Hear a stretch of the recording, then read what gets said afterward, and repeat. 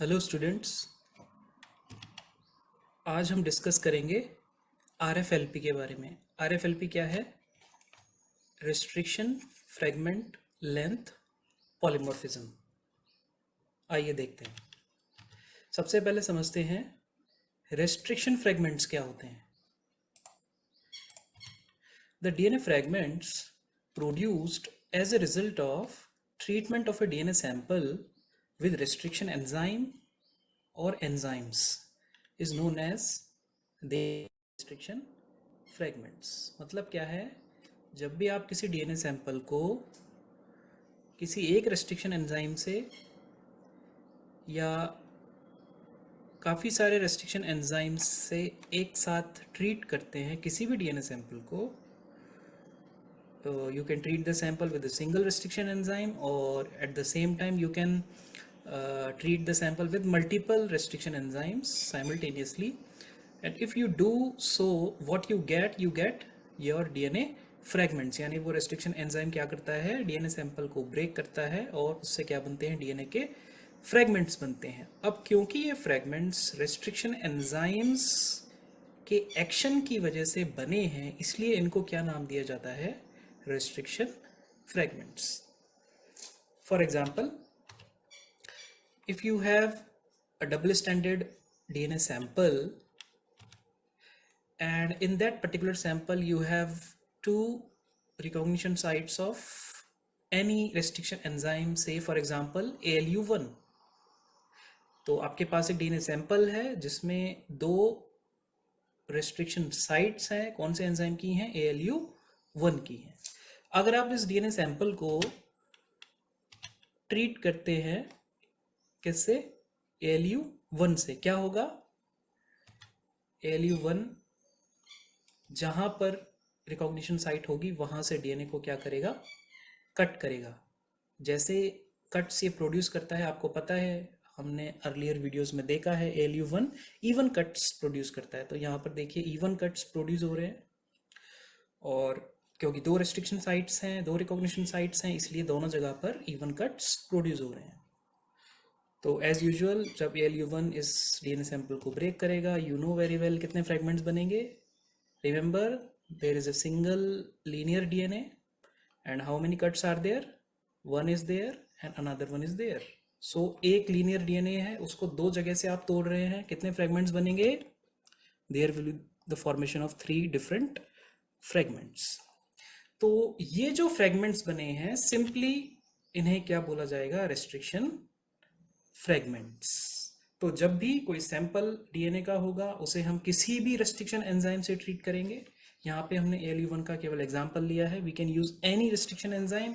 Moreover यहाँ पे हम सिंगल एंजाइम का यूज कर रहे हैं, हो सकता है ALU1 के साथ EcoR1 का भी यूज करें, साथ में दोनों एंजाइम्स का मिक्सचर बनाएं और उस मिक्सचर से फिर डीएनए को ट्रीट करें, ऐसा भी हो सकता है।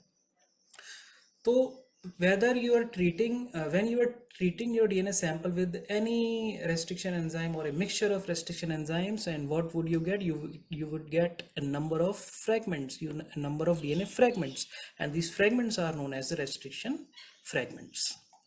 Now, suppose there is an individual A and you isolate the genomic DNA of that particular individual. Genomic DNA क्या होता है? जीनोमिक डीएनए होता है कि एक पर्टिकुलर सेल में जितना भी डीएनए है वो पूरा का पूरा अगर एक साथ हम डिफाइन करें तो उसे क्या कहते हैं? Genomic DNA. तो अगर आप किसी इंडिविजुअल ए की किसी भी सेल से या सेल्स से आप जीनोमिक डीएनए को आइसोलेट करें तो ये आ जाएगा आपका जीनोमिक डीएनए। मान लेते हैं इसका जो भी सीक्वेंस है आर्बिट्रेरी हम मान लेते हैं सपोज।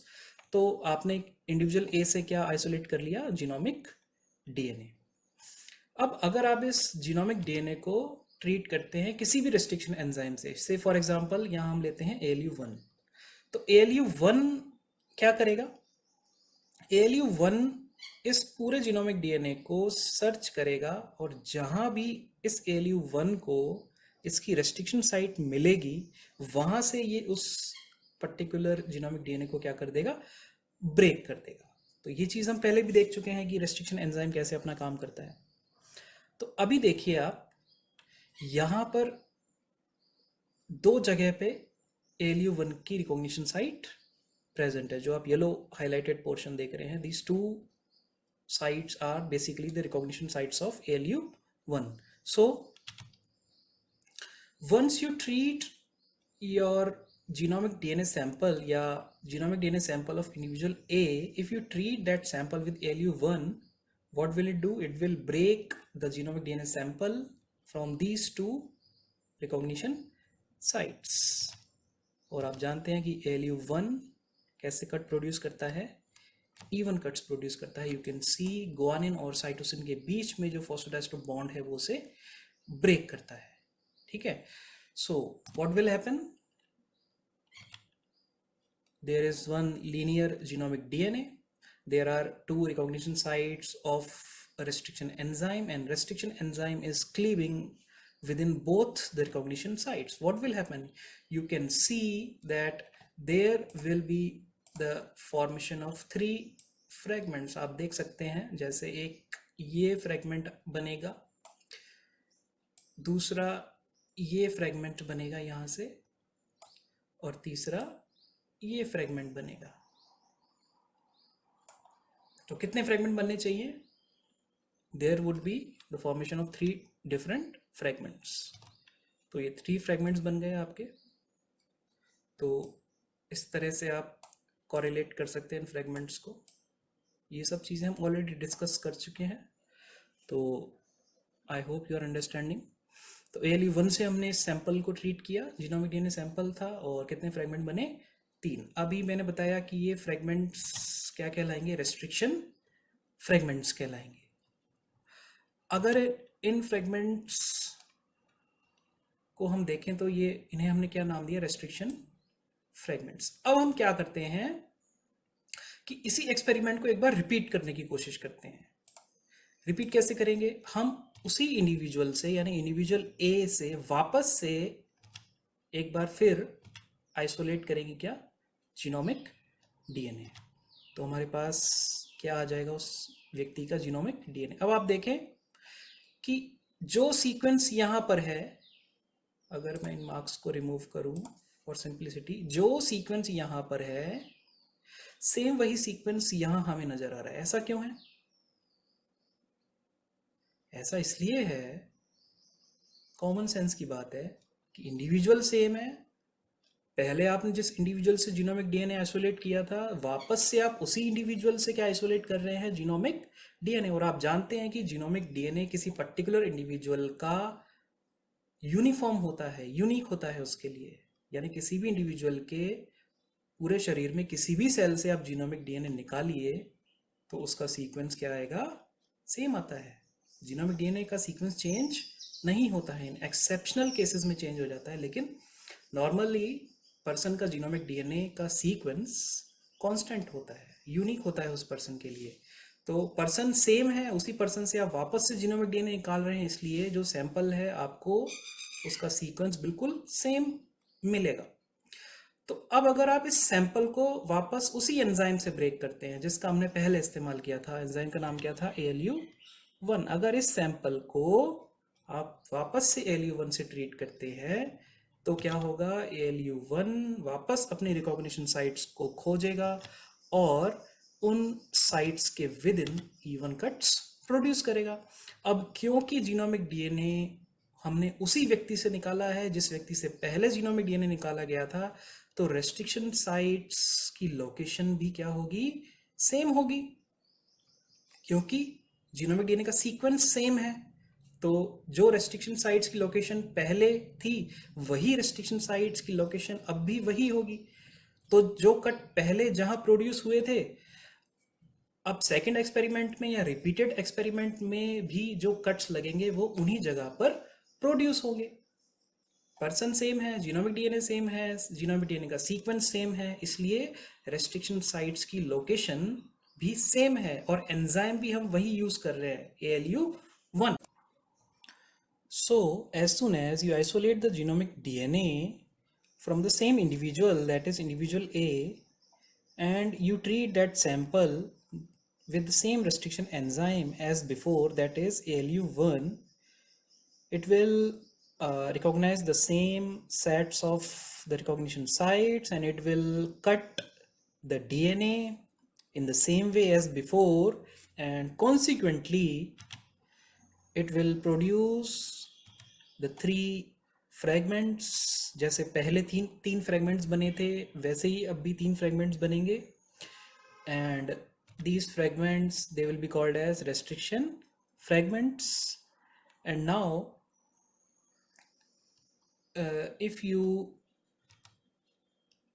compare these fragments, अगर पहले एक्सपेरिमेंट में हम देखें तो एक 4 बेस पेयर का फ्रेगमेंट बना था, एक 5 बेस पेयर का फ्रेगमेंट था, और एक अगेन 4 बेस पेयर का फ्रेगमेंट बना था। सेकंड या रिपीटेड एक्सपेरिमेंट में देखें तो अगेन यहाँ पर पहला 4 बेस पेयर का फ्रेगमेंट है, दूसरा 5 बेस पेयर का है, और तीसरा अगेन 4 बेस पेयर का है।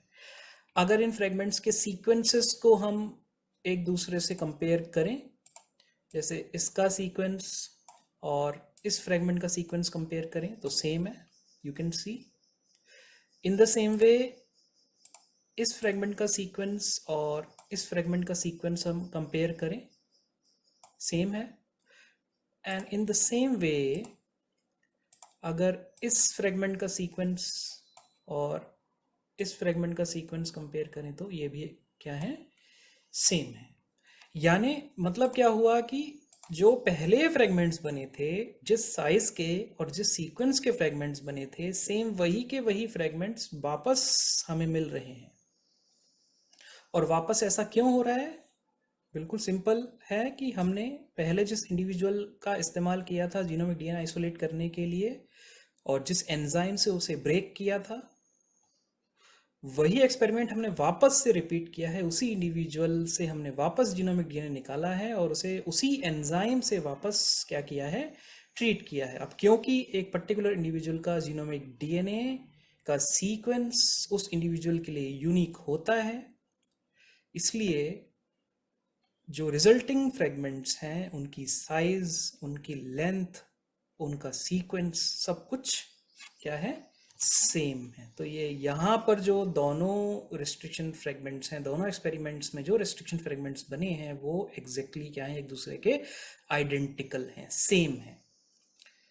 Got my point? अब आगे चलते हैं। तो पॉइंट क्या निकल के आया? When we repeatedly isolate the genomic DNA from the same individual and treat that genomic DNA every time with the same restriction enzyme, it produces the same or identical set of restriction fragments. मतलब क्या है, किसी भी individual से अगर आप genomic DNA को बार बार isolate करें और हर बार उस जीनोमिक डीएनए को किसी एक रेस्ट्रिक्शन एंजाइम से क्या करें, ट्रीट करें, तो आपको रिजल्ट क्या मिलेगा? आपको रिजल्ट सेम मिलेगा। यानी same set of restriction fragments will be produced. उसी साइज के, उसी लेंथ के, उसी सीक्वेंस के रेस्ट्रिक्शन फ्रेगमेंट्स आपको बार बार मिलेंगे। ठीक है, तो इस पॉइंट को हमें याद रखना है। तो कोई भी पर्सन है, उससे बार बार जीनोमिक डीएनए निकालिए, उस जीनोमिक डीएनए को किसी एक ही रेस्ट्रिक्शन एंजाइम से ट्रीट कीजिए, तो आपको जो रेस्ट्रिक्शन फ्रेगमेंट्स मिलेंगे, उसकी जो लेंथ होगी, उसका जो सीक्वेंस होगा, वो हमेशा क्या रहेगा, आइडेंटिकल रहेगा। ठीक है, अब आगे चलते हैं। तो इंडिविजुअल ए में हमने देखा कि इस तरह से हमें जीनोमिक डीएनए निकाल के ALU1 से ट्रीट करके हमें ये फ्रेगमेंट्स मिले। अब हम क्या करते हैं, नेक्स्ट एक्सपेरिमेंट में हम किसी दूसरे इंडिविजुअल का इस्तेमाल करते हैं, इंडिविजुअल बी। इससे हम क्या करते हैं, जीनोमिक डीएनए को आइसोलेट करते हैं। तो हमें क्या मिल जाएगा, इस इंडिविजुअल बी का जीनोमिक डीएनए। अब देखिए कि ये जो इंडिविजुअल ए का जीनोमिक डीएनए है और ये जो इंडिविजुअल बी का जीनोमिक डीएनए है, इनका जो न्यूक्लियोटाइड सीक्वेंस है वो आइडेंटिकल नहीं है, वो सेम नहीं है। आप देख रहे हैं, आप देखिए कि गौर से देखेंगे तो आपको पता चलेगा कि ये जो इंडिविजुअल बी का जीनोमिक डीएनए सीक्वेंस है और ये जो इंडिविजुअल ए का जीनोमिक डीएनए सीक्वेंस है वो एक दूसरे से डिफरेंट है, क्योंकि आप जानते हैं कि कोई भी दो इंडिविजुअल्स का जीनोमिक डीएनए 100% सिमिलर नहीं होता है। हर दूसरे पर्सन का जीनोमिक डीएनए पहले पर्सन की तुलना में थोड़ा डिफरेंट होता है। तो इंडिविजुअल बी से जब जीनोमिक डीएनए निकालेंगे तो it will have a slightly और more different genomic DNA sequence from that of individual A. तो अब अगर इस इंडिविजुअल बी के जीनोमिक डीएनए को आप उसी रेस्ट्रिक्शन एंजाइम से ट्रीट करेंगे, दैट इज ALU1, तो नोट कीजिए जीनोमिक डीएनए डिफरेंट हो गया लेकिन एंजाइम सेम रखा है हमने। इंडिविजुअल ए को भी ALU1 से ट्रीट किया था सैंपल को हमने, और इंडिविजुअल बी के सैंपल को भी हम किससे ट्रीट कर रहे हैं, सेम एंजाइम जिसका नाम क्या है, ALU1। तो क्या करेगा ये, it will find its recognition sites and accordingly break that particular genomic DNA. तो अब अगर इस सीक्वेंस को आप देखें तो इसमें भी ALU1 की रेस्ट्रिक्शन साइट्स मौजूद हैं। तो आप देखिए कि यहां पर भी ये दो साइट्स, रिकॉग्निशन साइट्स हैं कौन से एंजाइम की, ALU1 की। लेकिन अब अगर आप इस डीएनए को और इस पर्टिकुलर डीएनए को कंपेयर करें तो यहां पर इंडिविजुअल ए के डीएनए में जो रेस्ट्रिक्शन साइट्स की लोकेशंस हैं वो इंडिविजुअल बी के डीएनए की तुलना में थोड़ी डिफरेंट हैं। तो यहां पर जो रेस्ट्रिक्शन साइट्स थी इंडिविजुअल ए के डीएनए में, जो रेस्ट्रिक्शन साइट्स थी, जो उनकी लोकेशन थी, इंडिविजुअल बी के डीएनए में उन लोकेशंस में थोड़ा फर्क है। फर्क क्यों है, क्योंकि इंडिविजुअल बी का जो जीनोमिक डीएनए सीक्वेंस है, इस इंडिविजुअल बी का जो जीनोमिक डीएनए सीक्वेंस है वो इंडिविजुअल ए की तुलना में डिफरेंट है, इसलिए रेस्ट्रिक्शन साइट्स की लोकेशन भी क्या है, डिफरेंट है। ठीक है, तो क्या होगा, चाहे लोकेशन डिफरेंट हो फिर भी ALU1 क्या करेगा, जहां जहां उसे अपनी रेस्ट्रिक्शन साइट दिखेगी वहां वहां से वो डीएनए के अंदर इवन कट्स, उस रिकॉग्निशन साइट के अंदर इवन कट्स प्रोड्यूस करेगा और इस डीएनए को रेस्ट्रिक्शन फ्रेगमेंट्स में डिवाइड कर देगा। तो अब आप यहाँ पे देख रहे हैं कि एक ये फ्रेगमेंट आपके पास निकल करके आ रहा है, दूसरा ये फ्रेगमेंट आपके पास निकल करके आ रहा है और तीसरा ये फ्रेगमेंट है। तो इन फ्रेगमेंट्स को आप रिलेट कर सकते हैं आपस में। तो एज यूजुअल ALU1 ने जहां जहां इसको अपनी रेस्ट्रिक्शन साइट मिली उसने डीएनए को वहां से क्लीव कर दिया। तो इन फ्रेगमेंट्स को हम क्या बोलेंगे, they will be called as the restriction fragments. अगर हम इनकी लेंथ देखें तो फर्स्ट फ्रेगमेंट 3 बेस पेयर का है, सेकंड फ्रेगमेंट 8 बेस पेयर का है और थर्ड फ्रेगमेंट 2 बेस पेयर्स का है। अब अगर आप इन तीनों फ्रेगमेंट्स को इन तीनों फ्रेगमेंट से कंपेयर करें, व्हाट यू विल फाइंड, यहाँ पे फ्रेगमेंट था 4 बेस पेयर का, 5 बेस पेयर का एंड 4 बेस पेयर का। यहाँ पे फ्रेगमेंट है 3 बेस पेयर का, 8 बेस पेयर्स का और 2 बेस पेयर्स का। और फ्रेगमेंट्स के सीक्वेंसेस को भी अगर आप कंपेयर करें तो you will find the difference in these two sets of fragments. तो एक सेट ऑफ फ्रेगमेंट तो इंडिविजुअल ए से बना है, उसके जीनोमिक डीएनए से बना है, और दूसरा set of fragment individual B के जीनोमिक डीएनए से बना है। और रेस्ट्रिक्शन डाइजेशन के लिए हमने सेम एंजाइम का इस्तेमाल किया है, यानी हमने दोनों इंडिविजुअल से जीनोमिक डीएनए निकाला है और उस जीनोमिक डीएनए को सेम रेस्ट्रिक्शन एंजाइम से ब्रेक किया है। फिर भी हमें रेस्ट्रिक्शन फ्रेगमेंट्स जो मिले हैं वो एक दूसरे से क्या हैं, डिफरेंट हैं। और ऐसे रेस्ट्रिक्शन फ्रेगमेंट्स क्या कहलाते हैं, पॉलीमॉर्फिक। पॉलीमॉर्फिक का मतलब है, पॉली मीन्स होता है मैनी, मॉर्फिक मीन्स जिनकी मॉर्फोलॉजी के बारे में हम बात कर रहे हैं। तो इन ये this is the set of fragments produced from the genomic DNA of individual A, और this is the set of fragments produced by the restriction digestion of the genomic DNA of individual B. इन दोनों sets of fragments के बीच में polymorphism है, मतलब इन fragments की morphology और इन fragments की मॉर्फोलॉजी एक दूसरे से मैच नहीं कर रही है, इसलिए इस फिनोमेना को कहते हैं पॉलीमॉर्फिज्म। और these fragments are said to be polymorphic. आप देखिए लेंथ अलग अलग है, 4 base pair, 5 base pair and 4 base pair. यहाँ पे 3 base pair, 8 base pair and 2 base pair. Sequence आप देखिए डिफरेंट है, यहाँ पे जो सीक्वेंस है वो यहाँ के सीक्वेंस से मैच एग्जैक्टली मैच नहीं कर रहा है, डिफरेंट है। That's why this phenomena is known as polymorphism. So these fragments are polymorphic. Now see further, हमने इंडिविजुअल बी का फ्रेगमेंट्स अभी देखे। अभी हम अगर तीसरा इंडिविजुअल लेते हैं, इंडिविजुअल सी, इससे भी हम क्या करते हैं, जीनोमिक डीएनए को आइसोलेट करते हैं। तो what you will get the genomic DNA of individual C. ठीक है, पहले ए से किया, अब बी से किया, अब किससे कर रहे हैं, सी से कर रहे हैं। तो अब C का जीनोमिक डीएनए आप देख रहे हैं, इससे कंपेयर कर सकते हैं आप। अभी जो सामने है इंडिविजुअल B का जीनोमिक डीएनए आपके सामने है और इंडिविजुअल C का आपके सामने है जीनोमिक डीएनए। अगर आप दोनों को कंपेयर करेंगे, again you will find that the nucleotide sequence of the genomic DNA of individual C is different from the nucleotide sequence of the genomic DNA of individual B. ऐसा क्यों हुआ? Again the same concept, individual B और individual C एक दूसरे से different हैं, तो लाजमी सी बात है कि इनका जीनोमिक डीएनए का सीक्वेंस भी एक दूसरे से क्या होगा, डिफरेंट होगा। सो अब अगर आप इंडिविजुअल सी के जीनोमिक डीएनए को ALU1 देखो, हमने एंजाइम सेम रखा है ALU1। इंडिविजुअल ए के डीएनए को भी हमने ALU1 से ट्रीट किया था, इंडिविजुअल बी को भी ALU1 से ट्रीट किया था, इंडिविजुअल सी के डीएनए को भी किससे ट्रीट कर रहे हैं, ALU1 से। तो once you treat that genomic DNA sample of individual C with ALU1 the same restriction enzyme as before, तो क्या होगा, ये अगेन अपनी रिकॉग्निशन साइट्स को सर्च करेगा और वहां से डीएनए को क्या करेगा, ब्रेक करेगा। तो अगर इंडिविजुअल सी के जीनोमिक डीएनए का सीक्वेंस ये है, तो इसके अंदर आप ये देखेंगे कि केवल एक रेस्ट्रिक्शन साइट मौजूद है, कौन सी एंजाइम की, ALU1। अर्लियर इंडिविजुअल ए के डीएनए में 2 साइट्स थी, इंडिविजुअल बी के डीएनए में भी 2 साइट्स थी, लेकिन इंडिविजुअल सी के डीएनए में केवल क्या है, एक ही साइट है। जरूरी तो नहीं कि 2 साइट हो सकता है 3 भी हो सकती हैं, एक भी हो सकती है, और ये भी हो सकता है कि ना भी हो।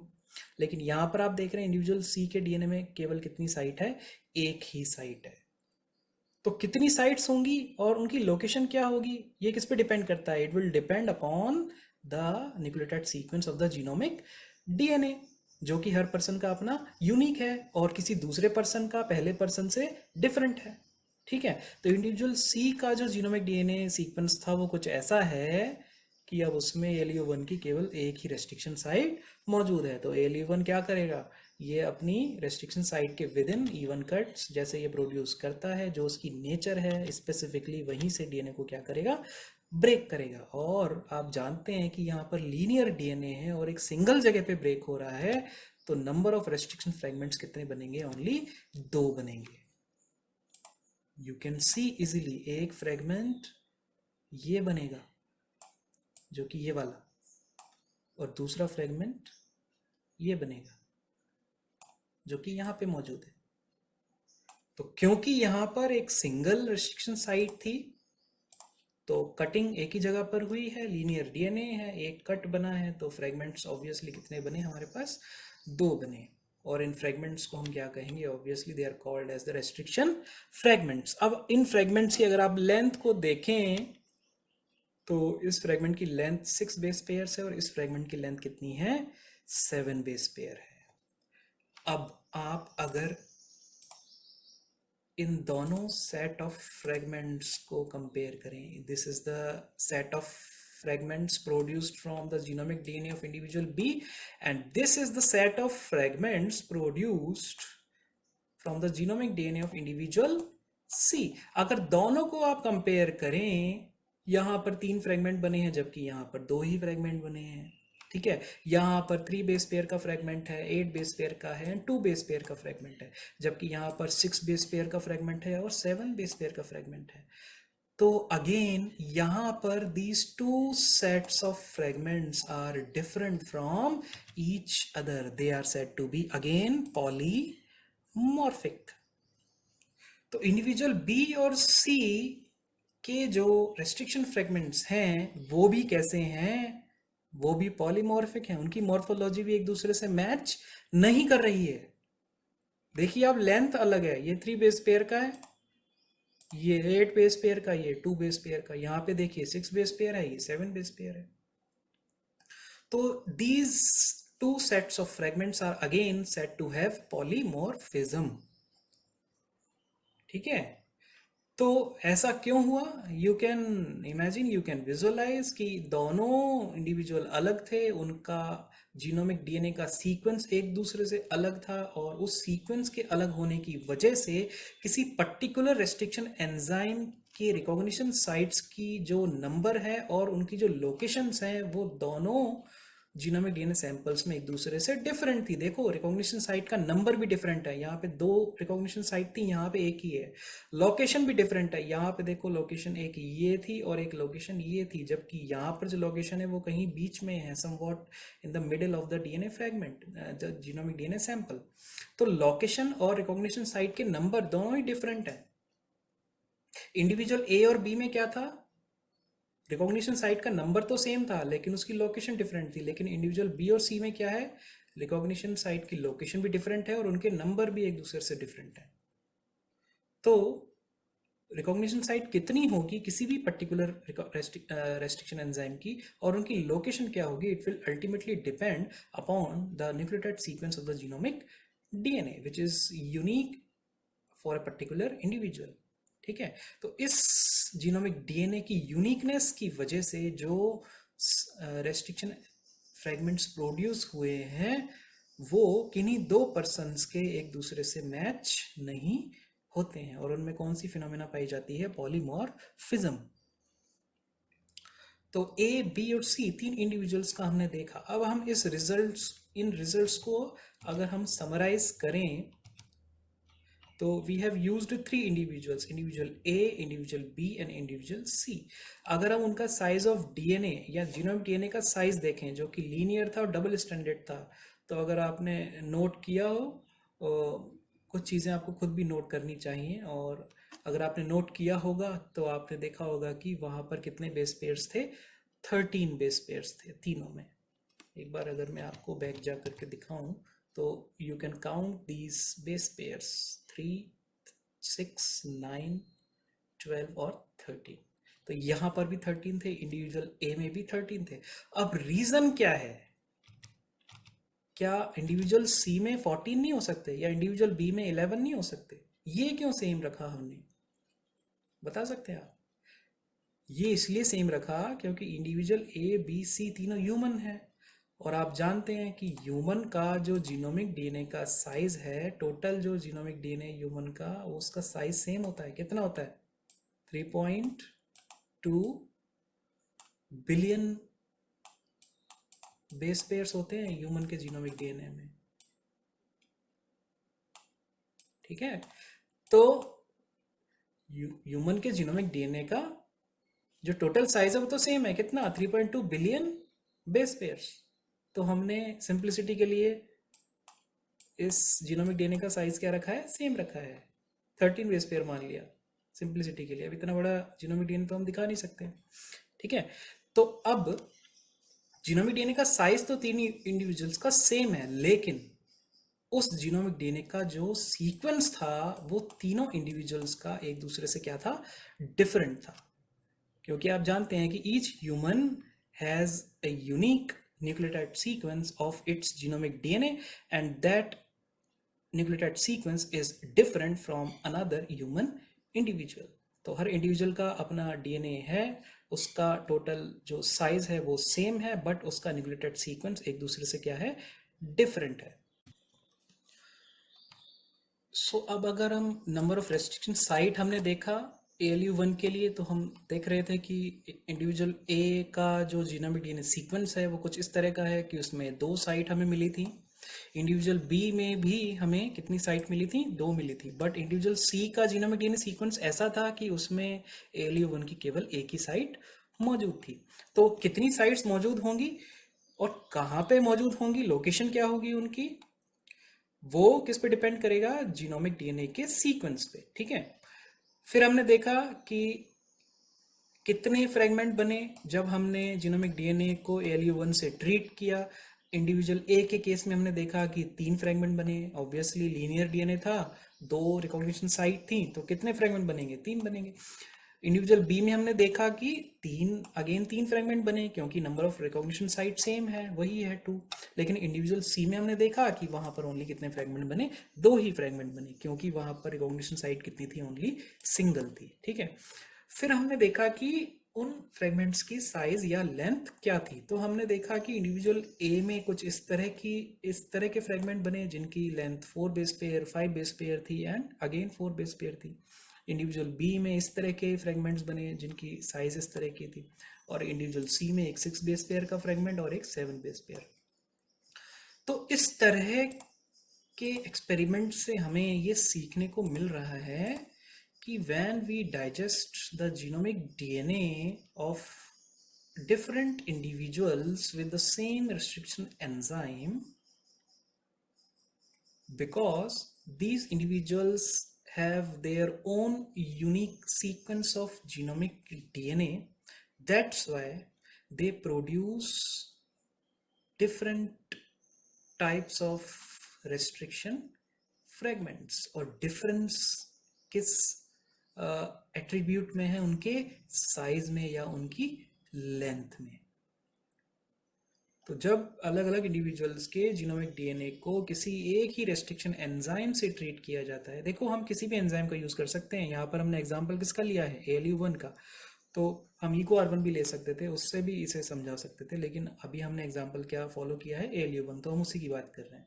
तो सेम एंजाइम से हमने तीनों को ट्रीट किया, तो जो रेस्ट्रिक्शन फ्रेगमेंट्स बन रहे हैं आप देख रहे हैं कि उनकी लेंथ एक दूसरे से डिफरेंट है, उनके अंदर पॉलीमॉर्फिज्म है, और इस फिनोमिना को क्या कहते हैं, that phenomena is known as RFLP, restriction fragment length polymorphism. मतलब रेस्ट्रिक्शन फ्रेगमेंट्स की जो लेंथ है उसमें पॉलीमॉर्फिज्म है, यानी एक से ज्यादा तरह के साइज के फ्रेगमेंट्स यहां पर प्रोड्यूस हो रहे हैं। तो ये जो फिनोमिना है, ये जो ऑब्जर्वेशन है, ये जो प्रॉपर्टी है रेस्ट्रिक्शन फ्रेगमेंट्स की, उसे हम क्या कहते हैं, RFLP कहते हैं। और ये कब एनकाउंटर होती है, जब हम डिफरेंट इंडिविजुअल्स के जीनोमिक डीएनए को आइसोलेट करते हैं और उन्हें किसी एक ही रेस्ट्रिक्शन एंजाइम से क्या करते हैं, ट्रीट करते हैं। तो I hope you are getting something about RFLP, restriction fragment length polymorphism. Again समझा देता हूँ, रेस्ट्रिक्शन फ्रेगमेंट लेंथ पॉलीमॉर्फिज्म का मतलब क्या है कि जो रेस्ट्रिक्शन फ्रेगमेंट बन रहे हैं उनकी साइज या उनके लेंथ एक दूसरे से क्या है, डिफरेंट है, पॉलीमॉर्फिक हैं, एक से ज्यादा तरह के हैं, और इस फिनोमेना को क्या कहते हैं, RFLP। अब देखते हैं रेस्ट्रिक्शन फ्रेगमेंट लेंथ पॉलीमॉर्फिज्म को डिफाइन करते हैं। तो when genomic DNA samples of 2 or more different individuals are treated or digested with the same restriction enzyme, restriction fragments of different lengths or sizes are produced, and that phenomena is known as RFLP, restriction fragment length polymorphism। यानी जब भी आप 2 या 2 से ज्यादा अलग अलग human individuals का डीएनए सैंपल, और डीएनए सैंपल कौन सा, जीनोमिक डीएनए सैंपल आप आइसोलेट करते हैं और उस सैंपल को ट्रीट करते हैं with the same restriction enzyme. जितने भी सैंपल्स आपने आइसोलेट किए, 2 लोगों से किए, 4 लोगों से किए, 10 लोगों से किए, वॉट एवर इट इज, सारे सैंपल्स को आप अलग अलग ट्यूब्स के अंदर सेम रेस्ट्रिक्शन एंजाइम से ट्रीट करते हैं, डाइजेस्ट करते हैं। तो जितनी भी ट्यूब्स में आप एक्सपेरिमेंट कर रहे हैं, जितने भी सैंपल्स के साथ आप एक्सपेरिमेंट कर रहे हैं, उन सभी के अंदर जो रेस्ट्रिक्शन फ्रेगमेंट्स बनेंगे उनकी लेंथ और उनका साइज एक दूसरे से वेरी करेगा, डिफरेंस होगा साइज में, लेंथ में, और इस फिनोमिना को हम क्या कहेंगे, RFLP कहेंगे। Got my point? तो अब देखते हैं RFLP क्यों होता है, ऐसा क्यों हुआ, RFLP क्यों, मतलब डिफरेंट लेंथ के फ्रेगमेंट क्यों बने, सेम क्यों नहीं बने? और वो ऐसा इसलिए हुआ क्योंकि हर इंडिविजुअल का जो जीनोमिक डीएनए सीक्वेंस है वो उस इंडिविजुअल के लिए क्या है, यूनिक है। यानी इंडिविजुअल ए का जो जीनोमिक डीएनए था उसका सीक्वेंस उस इंडिविजुअल ए के लिए क्या था, यूनिक था। और इंडिविजुअल बी का जो जीनोमिक डीएनए सीक्वेंस था वो उस पर्टिकुलर इंडिविजुअल के लिए क्या था, यूनिक था। यानी each and every human individual का जो जीनोमिक डीएनए सीक्वेंस होता है वो उसके लिए यूनिक है, और वैसा सीक्वेंस किसी दूसरे इंडिविजुअल में नहीं मिलता है। हमेशा ध्यान रखिए, no two human individuals have 100% similarity in their genomic DNA sequence except identical twins।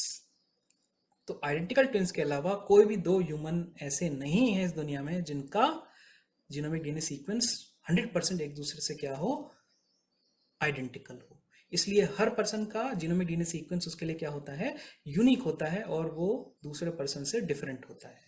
तो इस यूनिकनेस ऑफ सीक्वेंस की वजह से क्या होगा, किसी भी पर्सन के जीनोमिक डीएनए में क्या होंगे, यूनिक अरे या unique locations of recognition sites for a particular restriction enzyme. तो किसी भी पर्सन के जीनोमिक डीएनए में अगर आप किसी भी पर्टिकुलर रेस्ट्रिक्शन एंजाइम की रिकॉग्निशन साइट देखोगे तो उनकी जो लोकेशंस हैं वो उस पर्टिकुलर पर्सन के लिए क्या होंगी, यूनिक होंगी। ठीक है, तो जिन लोकेशंस पे रिकॉग्निशन साइट्स मिल रही हैं किसी भी पर्टिकुलर एंजाइम के लिए, किसी भी पर्टिकुलर इंडिविजुअल के जीनोमिक डीएनए के अंदर, वो साइट्स या वो लोकेशंस उस पर्टिकुलर इंडिविजुअल के लिए क्या होंगी, यूनिक होंगी। और रिकॉग्निशन साइट्स की लोकेशंस के यूनिक होने का क्या इफेक्ट होता है कि जब भी आप जीनोमिक डीएनए को, किसी भी पर्सन के जीनोमिक डीएनए को एक पर्टिकुलर रेस्ट्रिक्शन एंजाइम से ट्रीट करते हैं तो वो एंजाइम अपनी रिकॉग्निशन साइट्स पर जो कट्स प्रोड्यूस करता है वो कैसे होते हैं, वो यूनिक लोकेशंस पर क्या प्रोड्यूस करता है, कट्स प्रोड्यूस करता है। तो क्योंकि इंडिविजुअल का जीनोमिक डीएनए सीक्वेंस यूनिक है तो उस जीनोमिक डीएनए में मिलने वाले रिकॉग्निशन साइट्स, किसी पर्टिकुलर रेस्ट्रिक्शन एंजाइम की रिकॉग्निशन साइट्स की लोकेशंस यूनिक होंगी, और उन लोकेशंस के यूनिक होने की वजह से उन लोकेशंस पर मिलने वाले जो कट होंगे उनका पैटर्न भी क्या होगा, उस पर्सन के लिए एंड उस एंजाइम के लिए यूनिक होगा। और जब कट्स का पैटर्न यूनिक होगा तो बनने वाले रेस्ट्रिक्शन फ्रेगमेंट्स भी क्या होंगे, unique group of restriction fragments will be produced. तो इंडिविजुअल का सीक्वेंस यूनिक होने की वजह से रिकॉग्निशन साइट्स की लोकेशंस यूनिक, किसी एक रेस्ट्रिक्शन एंजाइम के रिकॉग्निशन साइट्स की लोकेशंस यूनिक, और लोकेशंस यूनिक होने की वजह से कट्स का जो पैटर्न है वो यूनिक, और कट्स के पैटर्न के यूनिक होने की वजह से बनने वाले रेस्ट्रिक्शन एंजाइम्स का जो ग्रुप है, उनकी जो लेंथ है, उनका जो सीक्वेंस है वो भी कैसा होता है, यूनिक होता है। ठीक है, तो ये जो सारा फ्लो चार्ट है ये आपको शो कर रहा है, आपको फील करवा रहा है कि RFLP क्यों होते हैं। ठीक है, अब एक टर्म आती है RFLP analysis. In molecular biology, the phenomena of restriction fragment length polymorphism, that is RFLP, is exploited to genetically distinguish among different individuals via a technique named as RFLP analysis. So, ये जो phenomena है RFLP का, उसका use किया जाता है individuals के बीच में डिस्टिंग्विश करने के लिए on the basis of their DNA. यानी जेनेटिकली अगर आपको इंडिविजुअल्स के बीच में डिफरेंस फाइंड आउट करना है या इंडिविजुअल्स को एक दूसरे से डिफरेंशिएट करना है, या एक से ज़्यादा इंडिविजुअल्स के डीएनए सैंपल्स को एक दूसरे से डिफरेंशिएट करना है, तो उस डिफरेंशिएशन के लिए आपको कौन सा एनालिसिस करना पड़ेगा, RFLP एनालिसिस। तो टेक्निक है ये, डिफरेंट पर्सन्स के डीएनए सैंपल्स के बीच में हम डिफरेंस फाइंड आउट कर सकते हैं और उस डिफरेंस के हिसाब से हम इंडिविजुअल्स को, उनकी आइडेंटिटी को एक दूसरे से क्या कर सकते हैं, डिस्टिंग्विश कर सकते हैं। RFLP analysis can be used to determine or confirm the source of a DNA sample, such as in paternity tests or criminal investigations. तो जितने भी ये पैटर्निटी टेस्ट होते हैं जहाँ पर हम पेरेंट्स का पता लगाने की कोशिश करते हैं, या क्रिमिनल इन्वेस्टिगेशन होती है, हमें क्रिमिनल सीन पे कोई DNA सैंपल मिला, हम उस सैंपल को एनालाइज करके हम ये पता लगा सकते हैं कि क्रिमिनल कौन है। इस तरह की इन्वेस्टिगेशंस में when you have a DNA sample and you do not have the exact idea of the source of that particular DNA sample, आपको पता नहीं है कि ये DNA सैंपल किस पर्सन का है और आपको पता लगाना है, तो what you have to do, you have to confirm the source of a DNA sample. तो उस DNA सैंपल के सोर्स को पता लगाने के लिए, उस DNA सैंपल की आइडेंटिटी को पता लगाने के लिए, चाहे वो पैटर्निटी टेस्ट में हो या फिर क्रिमिनल इन्वेस्टिगेशन में हो या और किसी ऐसे प्रोसीजर में हो, तो उस तरह की इन्वेस्टिगेशंस के लिए हम कौन से एनालिसिस का इस्तेमाल करते हैं, RFLP एनालिसिस। तो it is a very powerful technique to genetically distinguish between the different persons or to confirm the identity of a particular DNA sample or in paternity test or in criminal investigations। ठीक है, तो इस तरह का analysis क्या कहलाता है आपका, RFLP एनालिसिस। अब ये कैसे करते हैं, इसके पीछे क्या प्रिंसिपल है, आज हमने केवल सीखा RFLP क्या होता है, उसका बेसिक प्रिंसिपल और ये क्यों होता है प्रोसेस। अगले लेक्चर में हम सीखेंगे कि RFLP एनालिसिस कैसे करते हैं और उस एनालिसिस से हम किसी DNA सैंपल के सोर्स को किस तरह से आइडेंटिफाई कर सकते हैं। ठीक है, तो टिल देन आज का लेक्चर इतना ही है। That's all for today. Carefully see the video and post your queries. Thanks for watching.